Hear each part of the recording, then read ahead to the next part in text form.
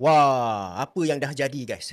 Apa yang dah jadi pada ringgit Malaysia ni? Ringgit sekarang ni naik ke paras tertinggi dalam 13 bulan dan ini menjadikan mata wang Malaysia ini antara mata wang yang paling kuat dekat Asia dalam 2 tahun berturut-turut. Keyakinan ni disokong oleh keyakinan para pelabur terhadap dasar fiskal kerajaan, aliran masuk dana asing bernilai lebih 1 bilion US dollar dalam pasaran bond dan juga kestabilan politik yang membantu menaikkan semula sentimen pasaran. Macam mana pula dengan prestasi ringgit berbanding dengan mata wang serantau ataupun mata wang negara-negara jiran kita? Pun boleh tahan padu juga guys. Berbanding rupiah Indonesia, ringgit naik konsisten menunjukkan pelabur lebih yakin dengan kestabilan ekonomi Malaysia. Dengan baht Thailand pula, ringgit juga kekal positif sekitar 0.07%.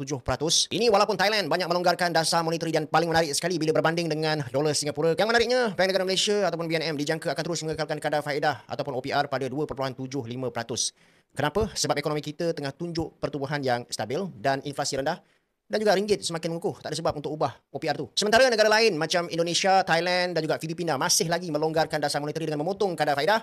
Malaysia pula ambil pendekatan yang lebih berhati-hati sebab prospek pertumbuhan kita nampak lebih baik. Faktor luar pun main peranan juga. Amerika Syarikat dan China baru-baru ni melanjutkan gencatan tarif perdagangan yang juga memberi nafas kepada pasaran Asia termasuk Malaysia. Ditambah pula dengan permintaan luar yang meningkat dan ekspor kita yang semakin rancak, ringgit nampaknya akan terus steady bila banyak mata wang Asia yang lain goyah. Akan tetapi, risiko tetap ada kalaulah US meningkatkan tarif dengan tinggi terhadap sektor semiconductor. Walaupun begitu, buat masa ni, ringgit masih lagi on form.